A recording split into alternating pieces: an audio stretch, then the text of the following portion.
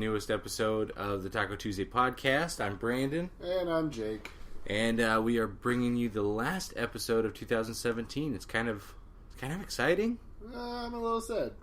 I can understand that too. I can sympathize. I'm one of those people that the end of anything, end of a TV show, end of my time in high school, whatever it was, it's like, oh, this is the end of something. Doesn't always make it bad.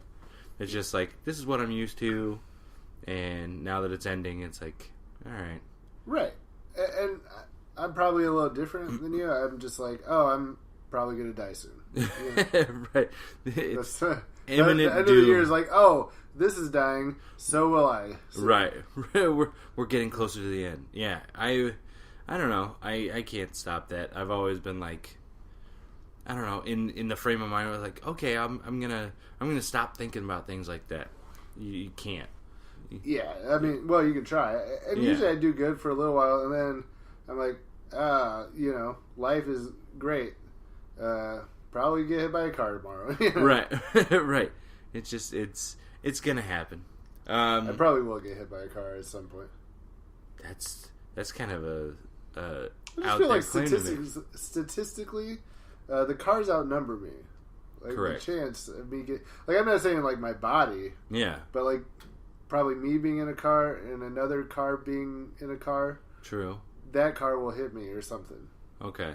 I was about to say, like, how often are you out walking around making it possible for these things to hit you? I don't know, man. I tell you what, I drive everywhere, which decreases your chances of being hit by a car while walking by about 100%.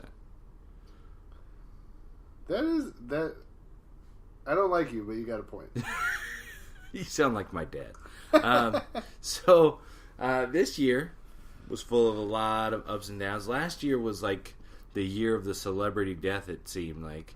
Yeah. But this year it's just been, This year was a different kind of death, you know? the death of the human spirit. It was rough. I think that, politically, it wasn't great, but I think that we will be okay in the long run. Like, human civilization has made it a long time through a lot of shitty things, and this will probably be no different. Yeah, I don't think that the Cheeto Man is going to drive us that far into desolation that we can't get out of it. Nah, probably not. I mean, yeah, right now other countries are kind of laughing at us. Yeah, but when you think about it, America's still probably not going to win any Olympics now. Oh yeah, absolutely. He's going to bring down everything. I mean, when you think about it, America's still a pretty young country. Very young. That, I mean, in comparison to everybody else, right? That in the long run, I think after all this, we could be like, "Hey, come on, we were teens." I mean, right? Everybody makes stupid you guys decisions. You knew we were going to fuck up. Right? Oh yeah, no. You didn't know it was going to be like this, but you knew. You right? Knew something was going to happen. If you pay attention to like Imgur or Reddit or anything like that, and you hear what's being said by people from other countries, they're like, America's going to fuck this up. America's going to shit the bed. We're like, no. We're voting against the Cheeto Man. And then it came back as like, he won. I was like, sorry, everybody. We fucked up. Like, they were having meetings about him in Parliament. Like, do we even let him into our country to visit? Yeah. It's like, Jesus, is that bad? Yeah. He's a dingus. Yeah.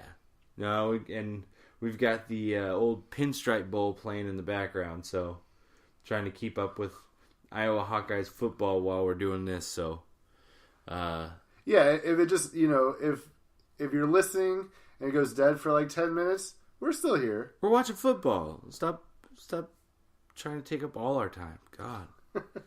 So I don't know. Politics wasn't great. So I guess we should have mentioned this first. Basically, this episode is about what was good about 2017. Yeah, the hits and misses. Yeah. I don't know, man. I think, for me, it was more good than bad overall, I would have to agree. This year, my daughter was born in January, so... So that was a great way to start off a year, really. Absolutely. Yeah, she was born in January, so start the year off with a hit, and then we we capped the year off a couple days before Christmas. She started walking. Oh, shit. Right. So now I'm going to have to start working on like my marksmanship with a gun, keep boys off. Well, I think it's a little early. Still too early? Okay. Yeah. I don't know how this like overprotective dad stuff works. I'm still working up to it. Yeah, I don't think you have to be too overprotective, man. No?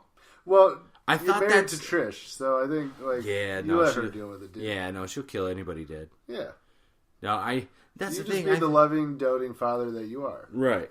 I thought that's how it worked. Like, you have a daughter, and it's like, okay, I better make sure that nobody talks to her ever. Yeah, which is silly, because if that's how, like, everybody did it, the human race would just die. Right. Yeah.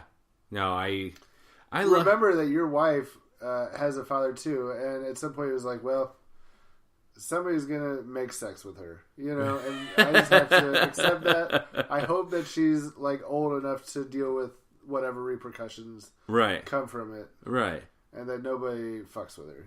Like exactly. And that's your daughter is 11 months old, though. Right. That's still a ways away. Yeah. Just enjoy these moments while you can. Right. Before she starts getting interested. The day she starts talking about boys is the day you're like, that's the day that you can start. Yeah.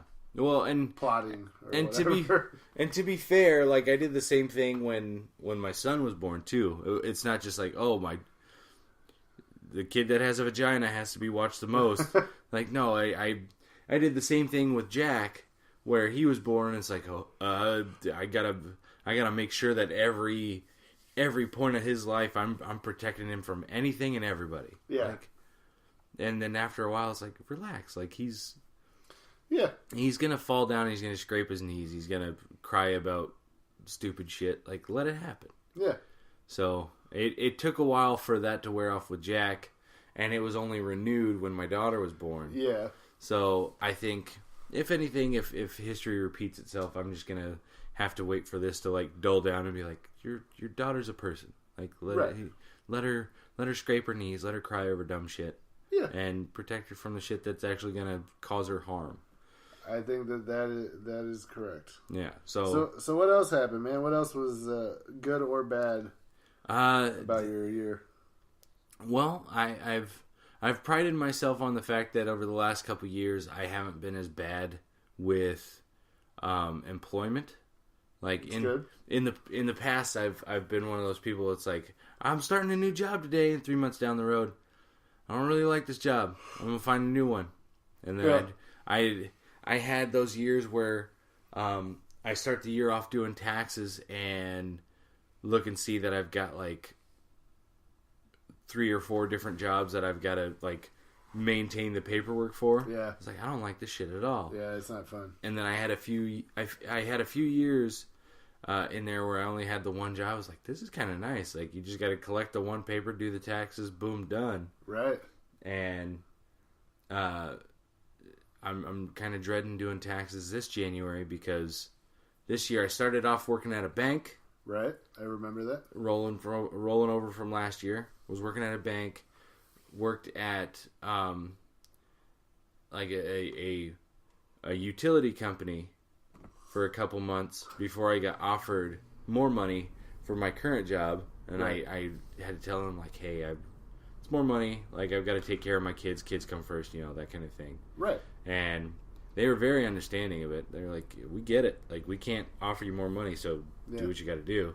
For sure. And here I am in the new job. So, I mean, going back to doing taxes for 3 jobs this January, it's going to be kind of annoying, but you found a new job. I actually am dealing with the exact same thing because for the longest time I've worked the same job unless I moved somewhere else where I couldn't do that job, and then I would get another of the same type job, which is serving, which is what I've just always done. Yeah. But this year I started at Mid-American Energy at the beginning of the year. Yeah. So it was a great start to the year. I was like, oh, this is gonna, like, the job was paying like $16 an hour. I was like, this is dope to start off with, Oh yeah.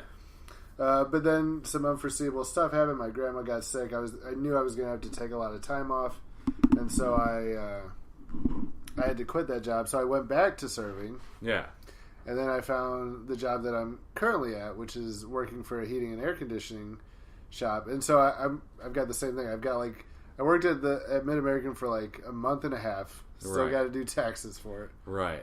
I've got to do taxes for Village Inn, which I was previously employed at, and now Crawford Company. But again, it's I'm hopefully starting a career that will take care of me and.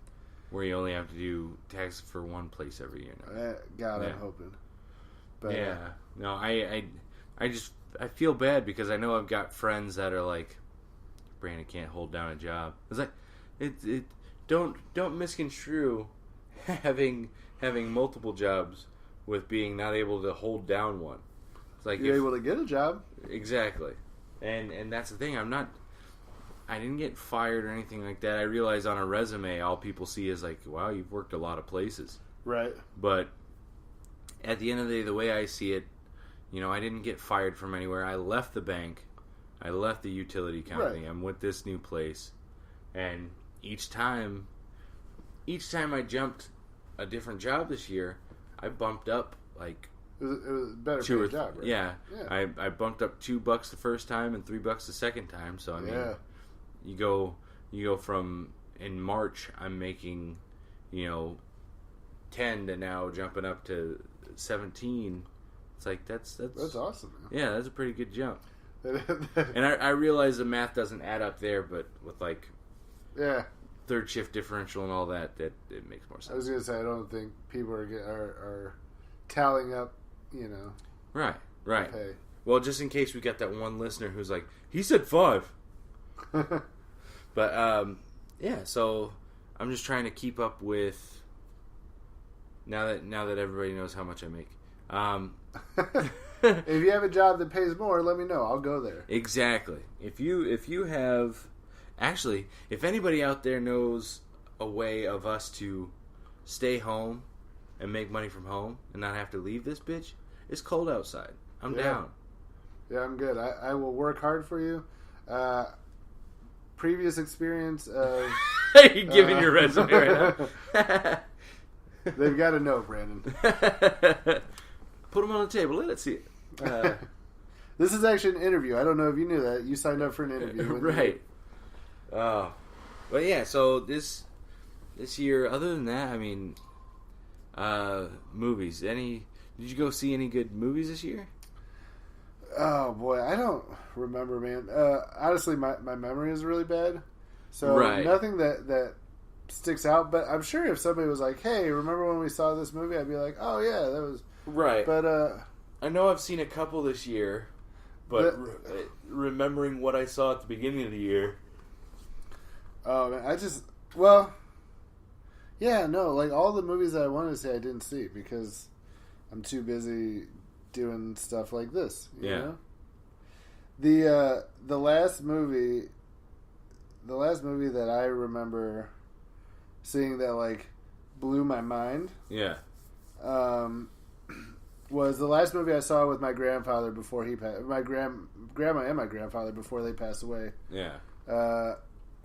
Which was called Hell or High Water. Have you seen it? It was last year. It was 2016. Chris Pine, I think. Yeah. Jeff Bridges. A guy named Ben Foster, who you would know if you saw him. But yeah. Ben Foster's Katie amazing. Mason. Love Ben Foster. Yeah. Yeah. So he was really good in wasn't The Mechanic.